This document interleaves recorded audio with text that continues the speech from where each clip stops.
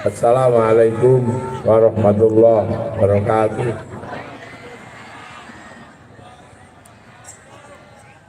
Bismillahirrahmanirrahim. Bismillahirrahmanirrahim.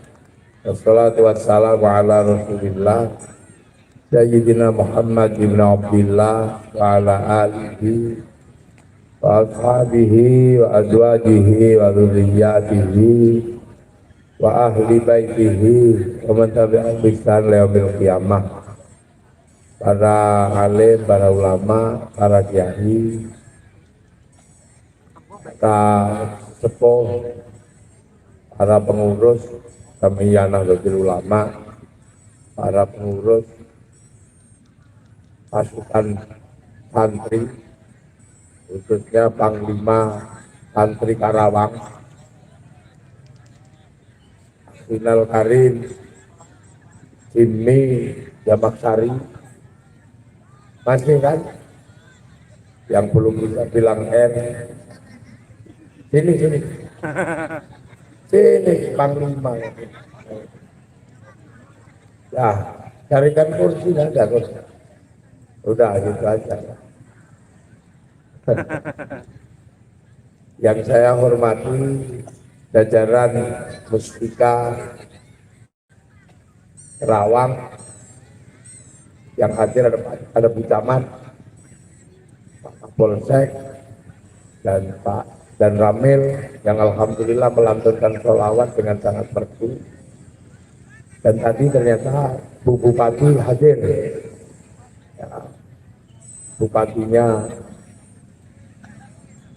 Pak Jimmy yang pernah mewakili bupatinya, tapi cuma sak periode 5 tahun. Sahabat-sahabat dari Kelenteng ada, dari pastor, pendeta, dan yang lain, seluruh hadirin wal hadirat yang berbahagia. Tadi diceritakan bahwa asal muasal Islam yang ada di Kerawang adalah dari Syekh Kuro, Syekh Hasanuddin atau Syekh Kuro, yang tadi dijelaskan makamnya di Pulau Batam. Syekh Kuro itu apa? Oh ya,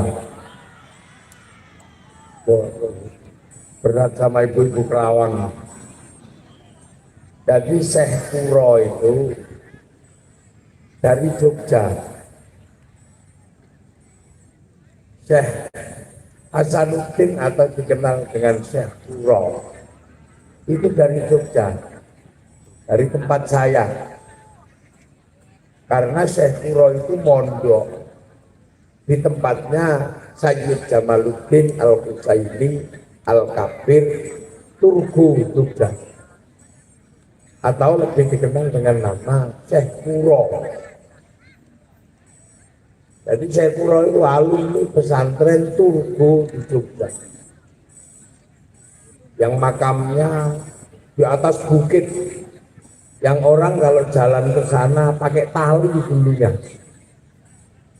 Alhamdulillah setengah tahun yang lalu selesai saya garap tangga menuju makam Syekh Jumadil Kubro, habis 4,5 miliar.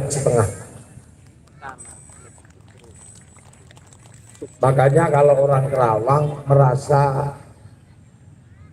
bagian dari Syekh Kuro harus ziarah ke Jogja,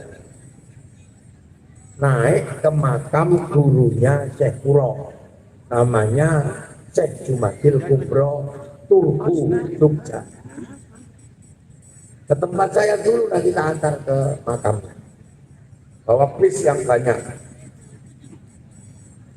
Ya,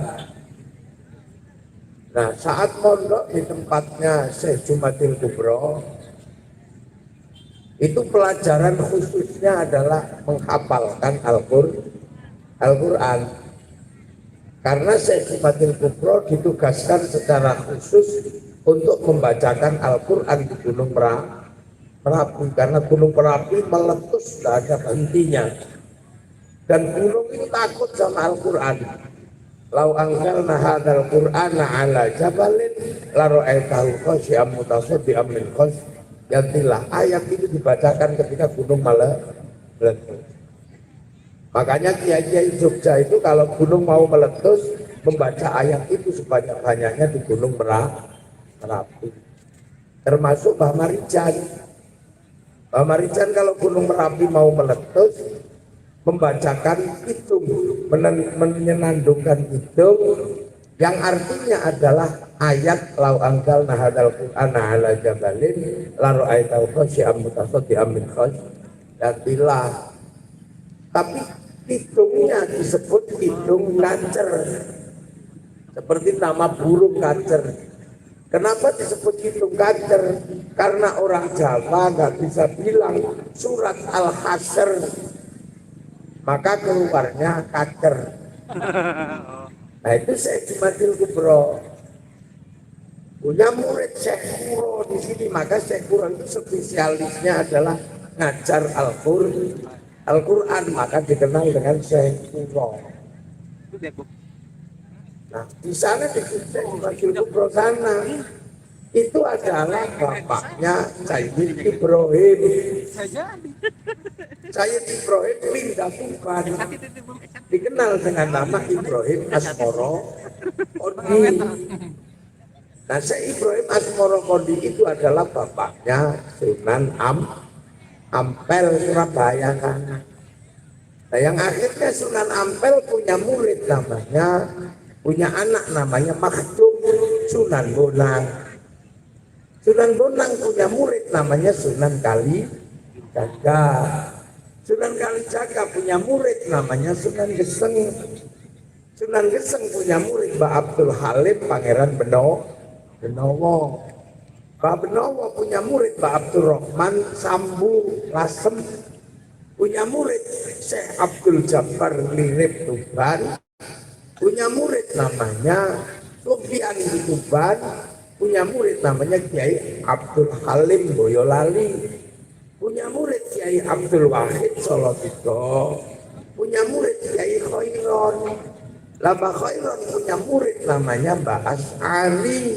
Mbah As'ari punya anak namanya Hadratus Syekh Hasyim As'ari, pendiri Jam'iyah Nahdlatul Ulama. Nah, Syekh Kuro punya murid namanya Datuk Kahfi, pindah Cirebon. Punya murid Syarif Hidayatullah Sunan Gunung Jati, yang akhirnya menyebarkan Islam di Jawa Barat. Punya putra namanya Maulana Hasanuddin, pindah Banten menjadi Ratu Banten pertama. Makanya dengerin, berarti Syekh Kuro kalau muridnya Syekh Jumadil Kubro, berarti Syekh Jumadil Kubro ini sambung, karena Syekh Jumadil Kubro muridnya Sayyid Muhammad Fasih. Nah, Sayyid Muhammad Fasih muridnya Sayyid Ahmad Jalaluddin Campa. Sayyid Ahmad Jalaluddin Campa muridnya Sayyid Abdul Malik Mongol. Sayyid Abdul Malik Mongol muridnya Sayyid Alawi Amil Fakih. Sayyid Alawi Amil Fakih muridnya Sayyid Ahmad Sohib Mirbat. Sayyid Mirbat muridnya Sayyid Ali Khalid Osam. Sayyid Ali Khalid Osam muridnya Sayyid Alwi. Sayyid Alwi muridnya Sayyid Muhammad. Sayyid Muhammad muridnya Sayyid Alwi, muridnya Sayyid Ubaidillah. Sayyid Ubaidillah muridnya Sayyid Ahmad Al-Muhajir. Muridnya Sayyid Isa An-Naqib, muridnya Sayyid Muhammad, muridnya Sayyid Ali Quraidi, muridnya Sayyid Ja'far Shadiq, muridnya Sayyid Bakir, muridnya Sayyid Ali Zainal Abidin, muridnya Sayyidina Hasan Hussein, murid Sayyidina Ali. Nah ini yang murid langsung Rasulullah Muhammad Sallallahu Alaihi Wasallam. Tuh. Jadi sampean kalau besok ziarah Wali Songo, ziarah ke Jogja. Itu. Nah, Syekh Jumadil Kubro, Syekh Kuro, Syekh Ibrahim Asmoro Kondi ini adalah pendatang yang membawa Islam ke Nusantara. Saat Nusantara ini sudah menjadi bangsa yang besar. Jadi ketika wali-wali ini datang, Indonesia ini punya negara yang besar-besar. Di Jawa Barat ada negara kerajaan Pajajaran, di Jawa Timur ada kerajaan Singasari, ada kerajaan Majapahit.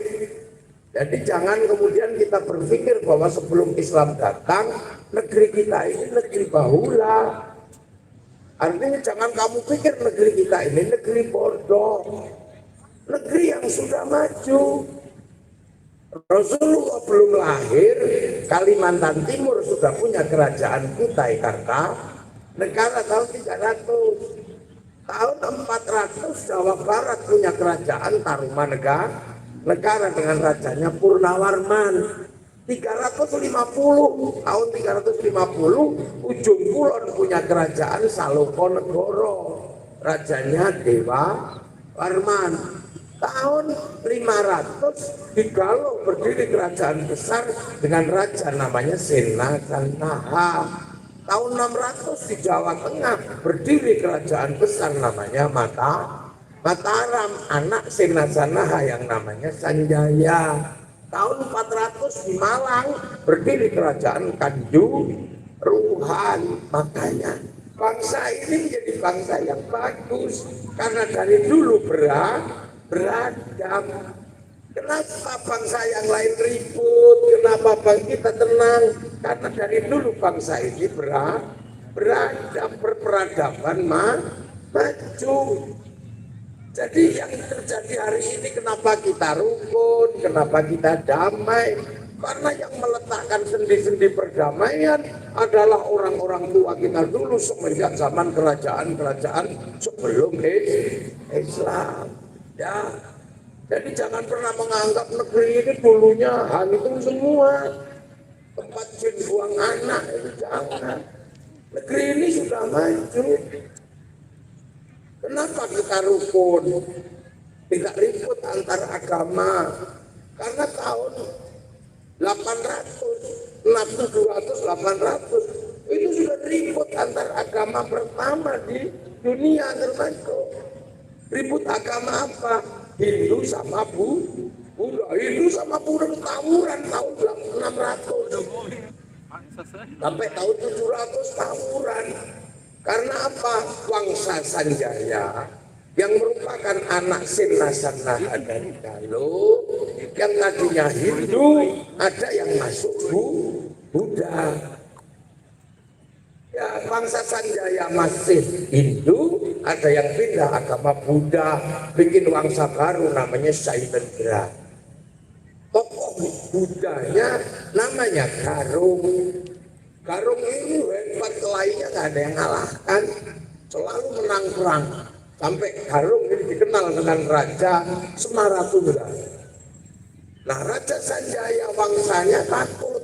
Ada anak kecil calon raja namanya Panuko, lari pergi belajar ilmu pengetahuan, belajar arsitektur, dikenal dengan nama Resi Gunadarma. Akhirnya si Semaratungga mau bikin candi Buddha, nggak bisa karena ribut terus. Akhirnya Semaratungga cari arsitek, ketemulah si Resi Gunadarma yang orang Hindu tadi itu. Akhirnya suruh bikin candi besar namanya Sambara Budur, dikenal dengan nama Borobudur. Akhirnya begitu candi mulai terlihat, anak Semaratungga yang namanya Pramodawardhani jatuh cinta sama Gunadarma anak Raja Buddha yang paling ekstrim mencintai arsitek yang beragama Hindu. Mau tidak mau harus dinikahkan. Terjadilah pernikahan antara anak Raja Buddha dengan orang Hindu. Akhirnya kerajaan Buddha diserahkan kembali sama orang Hindu. Rukunlah bergelar namanya Rakai Pikatan. Makanya kalau kalian ribut pilpres jangan serius-serius, nanti khawatirnya anakmu jatuh cinta. Khawatirnya anakmu jatuh cinta. Semenjak itu kemudian rukun. Yang Hindu bikinkan candi namanya Prambanan, di bawah tokoh namanya Resi Kumbayoni. Diatur pembangunannya sama Lokapala, anaknya Cemara tuh kan. Semenjak itu rukun yang Hindu itu yang Buddha sampai ada Siwa Buddha karena rukun. Tiba-tiba Merapi di Jawa Tengah meletus, bangkrut gitu, lari semua, takut. Wangsa Sailendra dipimpin Balaputra Dewa geser ke Palembang, diambil menantu Raja Jaya. Maka Sriwijaya menjadi besar karena udah gak ribut masalah agama. Wangsa Sanjaya geser ke timur, dipimpin Singgo, mendirikan wangsa baru namanya Wangsa Isana. Gak ribut agama, berdirilah kerajaan Kadiri sama Doho. Di Jawa Barat berdiri kerajaan Pajajaran, udah gak ribut agama. Sampai akhirnya berdiri kerajaan besar Singasari, karena Singasari udah gak ribut agama, Pajajaran gak ribut agama, Sriwijaya gak ribut agama. Maka ketika kekuatan besar secara internasional menghancur dunia namanya Mongolia, menghancurkan Arab, menghancurkan Cina, menghancurkan Eropa, kekuatan tidak tertandingi menyerbu Nusantara. Bangsa Mongolia dihadang sama Singasari, sama Pajajaran, sama Sriwijaya. Akhirnya ditaklukkanlah orang-orang Mongolia ketika menaklukkan Nusantara. Sekali-sekalinya bangsa Mongolia kalah pertama kali di dunia adalah dengan bangsa Nusantara. Jadi kita bukan bangsa kecil. Setelah itu rukun, yang Buddha saling jaga sama yang Hindu, sehingga lahirlah slogan bersama, hidup bersama, saling jaga, berbeda-beda tetapi tetap satu, namanya Bhinneka Tunggal Ika. Itu sudah ada di Indonesia sebelum datang lakun di hukum. Kalian kita udah rukun. Makanya yang Hindu jaga Buddha, yang Buddha jaga Hindu, waktu itu saling jaga. Makanya kalau hari ini ada banser jaga gereja, jangan kaget. Itu adalah warisan asli bangsa Indonesia. Tak usah udah kamu. Loh, makanya ketika Islam datang, ini bangsa udah maju. Bukti bahwa bangsa ini maju adalah bangsa ini punya cerita yang sama. Orang Cina punya kisah cinta namanya Sampai Entai. Orang Eropa punya kisah cinta Romeo Juliet. Orang Arab punya kisah cinta Kais dan Laila. Orang Jawa Barat punya kisah cinta Dayang Sumbi. Orang Jawa Tengah punya kisah Ande Lumut. Orang Kalimantan punya kisah cinta Lampung Mangkurat dan Putri Junjung Wisama. Di sana punya kisah Ibu Tiri yang kejam dalam kisah Cinderella. Di sini juga punya bawang putih, bawang merah. Di sana ada orang kuat namanya Samson, ada nama kuat Samhaun. Di sini ada siapa? Sang Kuryang Sakti, ada Bandung Bondo. Orang sana punya kisah binatang bisa ngomong dalam kura-kura ninja Tom and Jerry. Kita juga punya kancil Nuri Imun. Komplek. Orang Cina punya alat musik namanya sitar, terbuat dari kayu dan tali. Orang Arab punya alat musik namanya terbang, terbuat dari kayu dan kulit. Orang Eropa punya alat musik namanya gitar terbuat dari kayu dan tali. Tapi bangsa ini punya alat musik namanya gamelan terbuat dari logam. Artinya hanya bangsa yang maju dalam ilmu pertambangan dan penguasaan metalurgi yang mapan mampu membuat alat musik dari logam. Udah ngapa kamu? Makanya pede jadi orang Indonesia itu. Karena bangsa kita maju. Makanya sekarang Timur Tengah maju, Arab maju, Eropa kita juga maju, nggak kekurangan makan, nggak kurang apa, hidup damai sentosa. Nah dalam situasi yang maju seperti itu, ulama-ulama datang ke Nusantara mengembangkan misi penyebaran agama Islam, ketemu dengan bangsa yang maju, ketemu bangsa yang sudah jadi. Yang cerita surga semua ada di Indonesia. Diceritani surga itu airnya mengalir, terawang sering banjir. Maka nggak diceritain itu. Diceritakan surga banyak buah, di sini buah-buahan banyak. Dari duren ke semek sampai cipluan ada. Diceritani di sini. Di saat di surga perempuannya banyak, istrinya banyak, orang sini nggak terlalu suka karena di sini punya istri satu bikin pusing. Membayangin banyak, kenapa? Karena perempuan di Indonesia merdeka, perempuan Arab nggak merdeka karena bekerja laki-laki, perang laki-laki, bertarung melalui kepentingan laki-laki. Sini yang bekerja malah perempuan, nanam padi perempuan, nanam jagung perempuan, mengeringkan ikan perempuan, pabrik perempuan sini mandiri, tinggal mati suaminya tetap hidup. Makanya perempuan Indonesia cerewet. Punya satu aja pusing, makanya nggak usah bayangin banyak. Kang gini, iya, kalau Kang gini kan termasuk laki-laki yang penakut juga. Ya, nah itu makanya kita jarang mendengar misi pengislaman dengan cerita surga. Cerita surga enggak ada cerita surga, makanya nggak ada. Dan Indonesia ini sudah punya agama Hindu. Hindu itu yang boleh ngomong agama adalah kasta tertinggi, namanya kasta Brahmana. Brahmana itu orang tertinggi, kita gak mikir dunia. Kasta kesatria, para raja gak boleh ngomong agama. Besya pegawai gak boleh ngomong agama. Sudra gak boleh ngomong. Sudra itu petani pedagang, sekaya apapun seorang pedagang dia tetap sudra, gak boleh ngomong agama.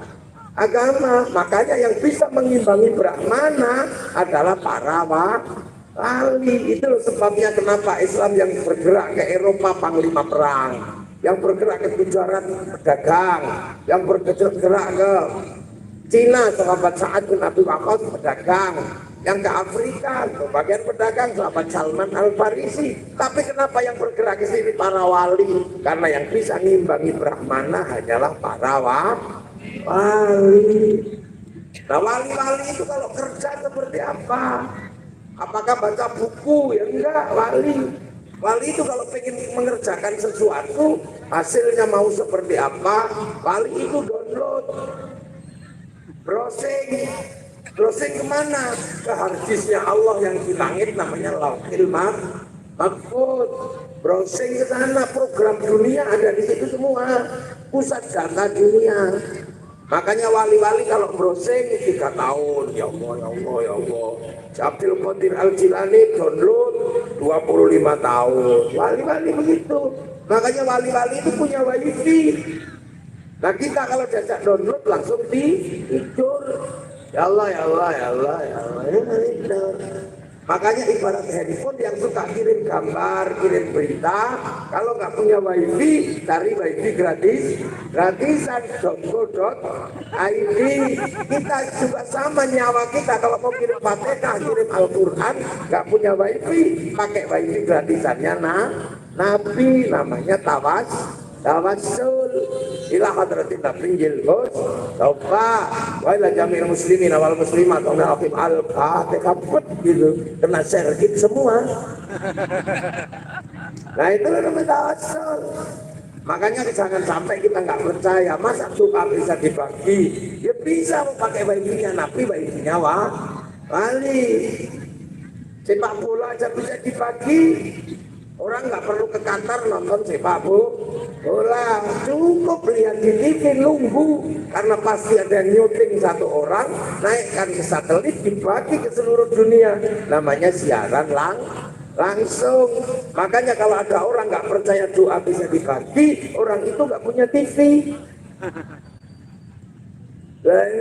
Wali-wali, nah wali-wali itu bekerja untuk tanah yang sudah maju. Sudah nggak ngomongin yang kecil-kecil, masalah jenggot itu nggak diomongin lagi, itu mudah kan. Jenggot itu kalau pengen panjang ya dipanjangin, jangan dikerok. Udah nggak ngomongin lagi celana cingkrang, karena celana cingkrang itu sudah diselesaikan oleh para wali. Caranya seperti apa? Baju dari Arab, baju Rasul, baju jubah disebut baju syar'i. Baju syar'i jubah ternyata nggak bisa dipakai nanam padi, karena nanam padi itu mundur kena bajunya. Makanya baju syar'i dipotong, potongan baju syar'i namanya sarun. Orang Jawa nggak punya huruf A, ini punyanya monggo potong, maka sarun jadi saruan jadi sarungan fleksibel. Kalau pengen cingkrang tinggal dilinting agak tinggi, kalau mau panjang diplotrok bisa beres. Sederhana Indonesia diselesaikan oleh para pendahulu. Akan tetapi adalah yang paling berat mengajar agama di tengah peradaban yang maju, yang isinya ada bangsa Jawa, ada bangsa Kalimantan, bangsa Jawa Sunda, bangsa Sunda, banyak sekali. Agamanya juga banyak, sukunya banyak, tapi sudah rukun. Makanya Islam nggak mau merusak itu. Semua harus disatukan, tetap bersatu dalam perbedaan. Makanya yang selalu dipakai untuk menyatukan adalah kalimatnya Rasulullah, kullukum ra'in wa kullukum mas'ulun an ra'iyati. Kalian semua adalah para pemimpin yang harus hidup saling bertanggung jawab. Konsep ra'iyah atau orang berbeda-beda tapi hidup saling tanggung jawab diterapkan di Indonesia. Maka ra'iyah kemudian dikenal oleh bangsa Indonesia untuk menyebut warga bangsa menjadi rakyat.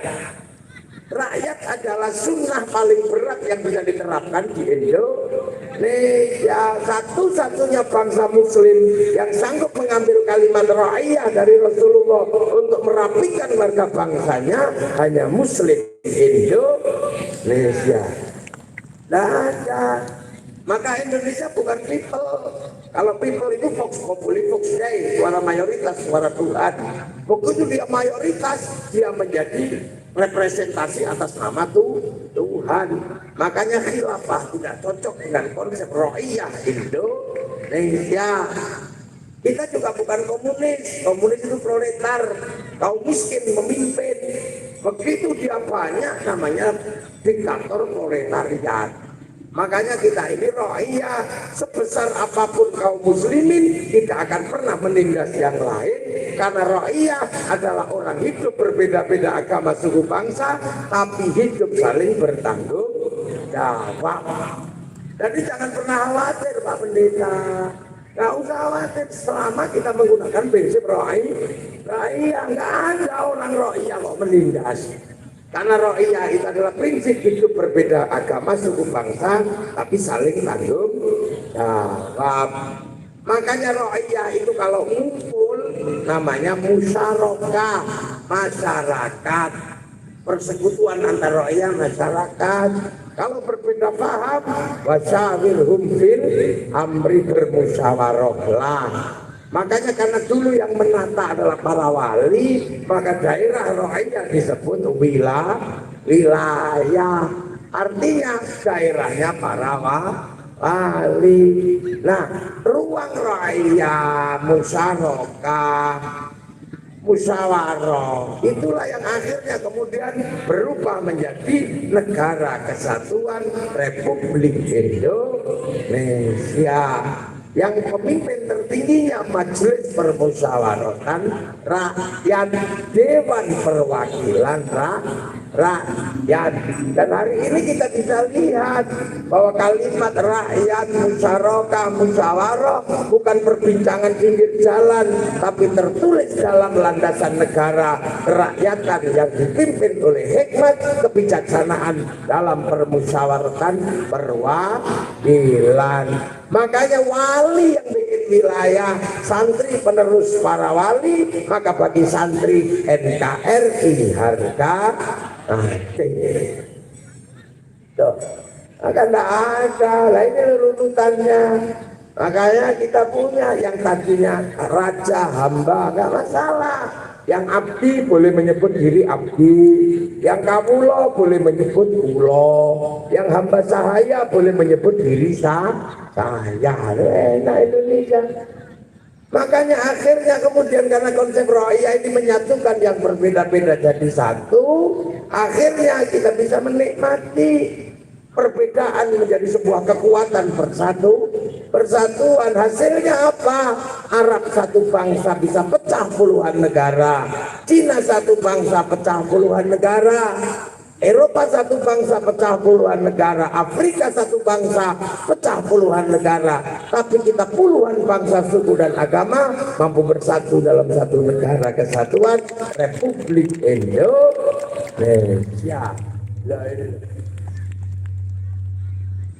Makanya ini cara paling nyaman ya kita ini. Tinggal bagaimana persatuan kita jaga.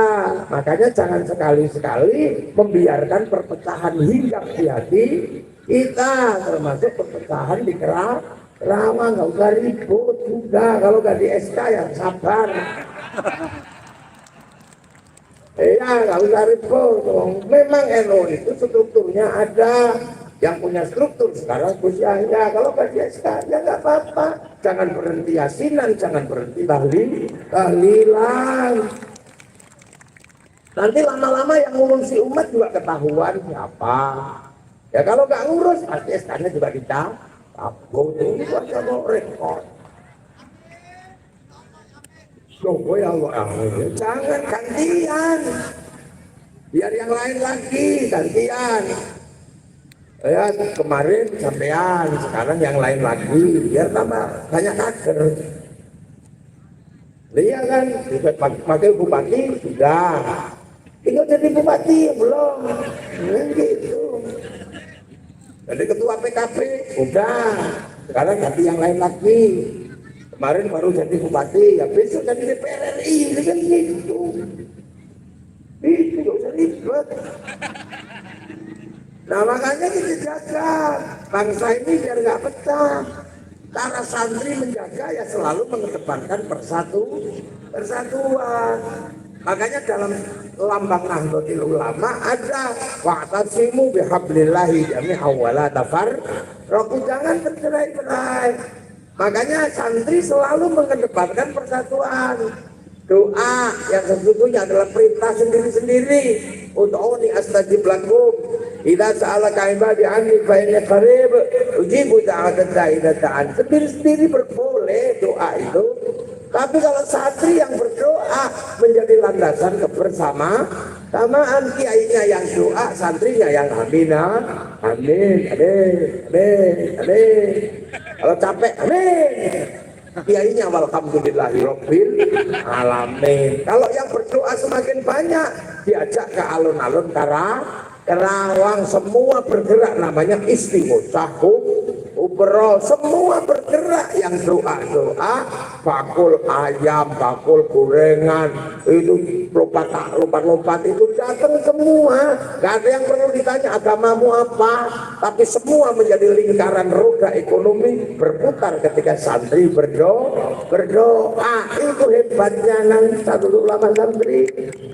yang jualan seneng, yang berdoa bahwa duit berdoa itu barokah. Beli balon, balonnya barokah. Yang jual balon pulang, anaknya bayar SPP, SPP-nya barokah. Ilmunya ilmu manfaat. Yang lain nggak mau, doa itu sepi, sendiri. Bahkan tangannya kiri hilang tinggal ini, maka orang-orang ini nggak bisa dipasrai untuk membangun bangsa karena mereka tidak pernah bersatu dengan yang lain. Makanya kalau orang-orang kayak gitu kok dalam situasi pilpres terus tiba-tiba mau mengatakan kami akan bangun bangsa, gombal. Bangsa ini dibangun secara bersama, tapi hidup keseharianmu tidak pernah bersama yang lain. Lah ya kan itu sederhana. Sholawat ya, innallaha wa malaikatahu yusholluna 'alan nabi ya ayyuhalladzina amanu shollu 'alaihi wa sallimu taslima. Selawat kamu bisa sendiri-sendiri, tapi kalau santri sholawat bersama yang lain namanya sholawatan. Ada yang model tiba, ada model sintuduror, ada yang marhaban ya nurun ini marhaban, ada yang begitu. Tapi ada yang dangdutan, ya Rasulullah salamun alaik, ada yang orang Jawa, ya Nabi salam alaika, ya Rasul salam alaika, lihat numpak perahu lah, ya ada. Yang orang Sunda, ya Rasulullah salamun alaik, ya Rabbi ya janiwal dewa daradi ada kadanya dirotal rotal alami ya hailal juh eslilin majda kalapa muda indah. Santri begitu yang sholawat kok tambah banyak, dibawa ke alun-alun Kerawang, namanya Kerawang bersolawat. Semua terlibat, yang punya mobil berangkat, yang punya kolbak berangkat, otong-otong berangkat, sepeda motor berangkat. Berapa liter bensin yang laku dari kendaraan yang berangkat? Ayo, berapa itu? Kemudian di tengah lapangan berapa slayer yang laku, berapa bendera yang laku, sampai gagang pancing laku. Untuk gini-gini seneng semua. Jual nasi laku, jual apa aja laku. Kalau yang datang Habib Syekh, kain putih semua laku. Ya no. Kalau yang datang kok mafia sholawat, kain hitam laku semua. Segala yang ada dalam hidupmu jos, gitu kan. Betapa indahnya. Ya, Islam terjaga, kerukunan terjaga, pasar ekonomi terjaga, ruang publik semuanya kumpul. Itu santri menjaga kebersamaan dan kedaulatan NKRI. Ada orang mati, kumpul lagi 2 hari, 3 hari. Untuk apa? Mendoakan orang tuanya. Sampai utang sana, utang sini. Untuk apa? Tahlilan yasinan. Akhirnya ada yang komplain, orang mati tidak boleh memberatkan orang hidup. Jangan sampai hutang karena orang tuanya meninggal. Kamu jangan lupa, kamu lahir itu orang tuamu juga hutang. Orang tuamu utang untuk biaya sesar, orang tuamu utang untuk beli susu, orang tuamu utang untuk bayar SPP, orang tuamu utang agar kamu bisa lebaran ganti baju. Kalau hidupmu dibesarkan dengan utang orang tuamu, pada saat orang tua meninggal, hutanglah biar kamu nanti menjadi anak berbakti. Loh, itu imbang. Utangkan, kamu belum bisa kerja, orang tuamu utang. Begitu orang tuamu meninggal gak bisa kerja, kamu yang utang gantian. Loh, itu baru imbang hidup itu. Nah, Dan akhirnya bisa bersedekah dalam keadaan sempit, dalam keadaan susah masih bisa bersedekah. Ciri orang bertakwa adalah bisa bersedekah dalam keadaan lapang dan sempit. Alladzina yunfiquna fis sarra'i wad dharra'i, dalam keadaan sempit masih bisa sedekah. Itu ciri orang takwa. Akhirnya apa? Pengajian, selawatan, tahlilan, yasinan. Akhirnya larutan penyegar laku, pokari laku, jeruk Cina laku, semuanya laku. Pasar bergerak 40 hari, 100 hari, 1 tahun kol, pasar tumpah bergerak.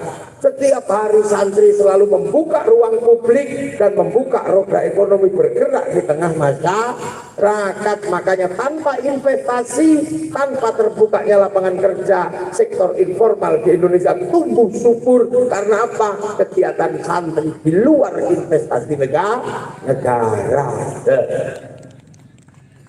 Ya bantu santri, nggak usah masak makan. Terus ziarah makam guru. Orang Kerawang pergi ke Cirebon, ke Surabaya, akhirnya apa? Bis pariwisata laku. Makanya corona 2 tahun bis pariwisata berhenti karena nggak ada yang nyewa.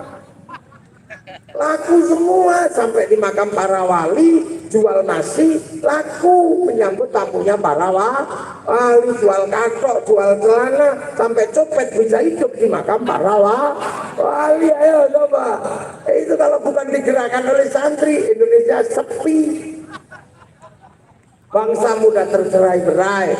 Akhirnya orang lihat ke makam, rukun, la ilaha illallah, la ilaha illallah, la ilaha illallah, rukun.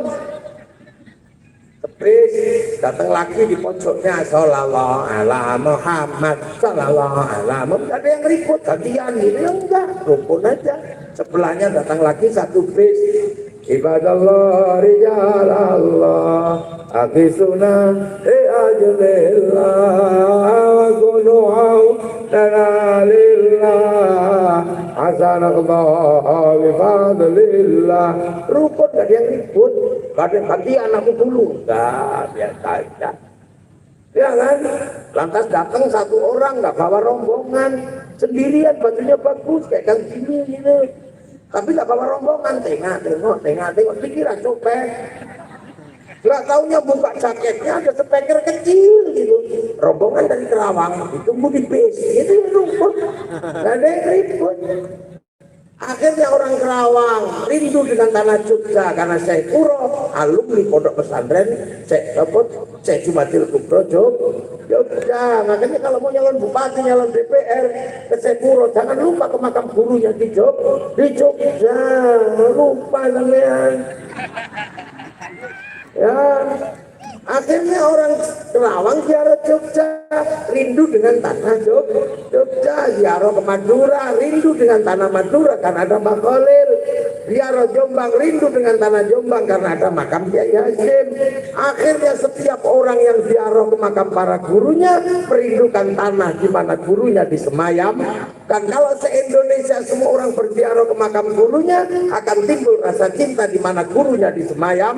Kan itulah bibit utama cinta pada tanah air. Nah, makanya nggak ada teroris itu yang suka ziarah, karena mereka nggak pernah kenal ziarah. Seluruh santri tidak akan pernah tumbuh menjadi pengebom, karena mau ngebom Surabaya pasti takut dengan makamnya Sunan Ampel. Inilah cara menjaga rasa cinta pada bangsa dan negara. Begitu caranya. Kemudian orang kalau sudah ngomong agama itu menangan, kayak saya ini ngomong agama menangan, pegang mic. Makanya santri membagi kiai dibagi dua, ada kiai sakti, kiai kurang sakti. Kalau saya ini kurang sakti, makanya dibiarin aja karena bisa diinstruksi. Kok sudah malam becek tanahnya, saya ke pasar pantat kuri, ya apa-apa. Tapi kiai paling sakti itu ada, siapa? Kalau kiai tidak khutbah Jumat, nah itu menangan, gak ada orang berani. Gak ada orang protes. Begitu dia naik, berhenti, gak ada. Makanya orang kalau khutbah, gak ada orang berani, pasti menangan. Maka khotib biar gak ngawur, suruh baca teks sama pegang tongkat, akhirnya baca teks itakullah, pasti sopan karena begitu teksnya lepas ditiup kipas angin bisa terbang. Tongkatnya dipegangi terus karena begitu lepas tongkatnya jatuh, akhirnya sopan itakullah. Begitu tongkatnya hilang karena di alasan tongkat itu bid'ah, tanpa pegang apa-apa dia bisa begini akhirnya saudara cowok pasti begitu. Makanya lihat aja yang iseng-iseng begitu biasanya masjidnya nggak ada tongkatnya. Loh, ini caranya para ulama menjaga Indonesia, menjaga NKRI. Begitu dijaga seperti ini, enak semua. Negara juga merasakan nikmat karena apa? Kehidupan sosial terjaga. Mau ngomong apa aja tinggal pesen sama kiai. Komplit ruangan kiai, setiap mulutan berapa ribu pengajian, Isra Mi'raj berapa ribu pengajian, mulutan berapa ribu pengajian, Harla Eno berapa ribu tempat pengajian. Tinggal pesen aja sampean ngomong butuh apa. Makanya ketika ruang publik masih ada di kalangan santri, bangsa ini masih aman. Semua bangsa hancur karena terorisme. Di sini semua kiai ngomong anti terorisme. Bangsa yang lain sibuk karena urusan corona, di sini kiai disuruh ngomong corona. Saudaraku sekalian semua, bahwa hari ini dosa manusia terbesar adalah mulut yang nggak bisa ditahan karena medsos, orang bisa ngomong apa saja. Dosa terbesar ada di mulut. Dan sekarang manusia bisa lihat apa saja pakai jari, tinggal ngetik karena handphone menyediakan baik dari urusan Tuhan sampai urusan setan. Dosa manusia ada di mulut dan di tangan, maka turunlah corona untuk mengadab manusia biar mulut dan tangannya terjaga. Akhirnya mulut harus pakai masker, tangan harus dicuci pakai disinfektan. Betul. Padahal kiainya ngarang. Tapi karena ruang menjelaskan publiknya banyak, akhirnya semuanya nurutin. Loh, kami nggak takut corona makhluk Allah. Dianya tinggal bilang singa makhluk Allah, kamu jangan takut singa, tidurlah di samping singa, kamu akan dimut sama singa. Ya enak aja. Ribut bendera tauhid, ini bendera la ilaha illallah, bendera tauhid. Kata kiai, kata siapa itu bendera Hizbut Tahrir? Hizbut Tahrir adalah caranya orang Filistin menyelesaikan masalah negaranya, dan itu gagal. Terus buat bendera la ilaha illallah biar umat Islam terkecoh. Kamu kalau anti la ilaha illallah dalam bendera ini, kamu anti la ilaha illallah. Enggak, kami tahlilan pakai la ilaha illallah. Kalau ada orang mati juga kita tutup pakai bendera la ilaha illallah. Kami anti bendera PKI Palu Arit, tapi kalau kami ke sawah tetap pakai arit, pergi Lukang tetap pakai Palu. Rampung aman. Tinggal ngomong aja sama kiai, mau bicara apa? Ayo. Awas, bahaya Syiah berbahaya karena lagunya Haddad Alwi adalah lagu Syiah Ummi. Lagu Ummi Syiah aja ribut. Di Indonesia ada lagu yang lebih serem, lagunya Indung. Waduh, Siti Aisyah meninggal lagunya bahasa tidak sembahyang, tidak puasa, di dalam kubur mendapat siksa. Kenapa pakai nama Siti Aisyah? Kok gak pakai nama yang dia itu? Artinya bukan Siti Aisyah istri Rasulullah, itu istri Siti Aisyah temannya kan Jimmy, orang Kerawang. Nah, cara-cara seperti ini makanya dengan kekuatan informal yang digerakkan oleh para ulama, TNI, Polri, negara merasakan nikmatnya punya santri Indonesia aman dan nyaman. Makanya dengan cara seperti ini hasilnya kita bisa lihat. Coba kita lihat hasilnya apa. Cara beragama santri seperti ini, hasilnya jelas. Setelah ditinggal Rasulullah, Islam yang bergerak ke Eropa macet, Islam yang bergerak ke Cina macet, Islam yang bergerak ke Rusia macet, Islam yang bergerak ke Afrika macet. Tapi Islam yang bergerak ke Indonesia tumbuh subur, berubah menjadi kekuatan Islam terbesar di dunia hari ini ada di Indonesia. Mana ayo, orang sholat paling banyak Indonesia, orang punya masjid paling banyak Indonesia, Orang jilbaban paling banyak Indonesia, orang hafal Quran paling banyak Indonesia, orang haji terbesar ada di Indonesia. Tapi sebesar-besarnya kaum muslimin di Indonesia tidak akan pernah menindas sama yang lain, karena Indonesia menggunakan prinsip ra'iyah atau rakyat hidup berbeda-beda tapi saling bertanggung jawab. Nih dirungokno. Makanya kalau ada yang bikin kafir itu gak ngerti, malu sama Rasulullah. Nah itu caranya. Nah, itu makanya Indonesia damai, sentosa, Kerawang bahagia. Orang Rusia dinginan malam hari ini, makanan kurang. Orang Arab ribut, roket-roketan, hanya masalah khilafah. Terus kemudian orang Afghanistan ribut, tembak-tembakan hanya karena ribut masalah jenggot. Ini tenang sambil tiba-tiba oh iya lah ini Indonesia, lah ini kita nikmati. Jangan bikin aneh-aneh, selesaikan masalah Indonesia dengan cara Indonesia. Jangan mengambil caranya orang lain.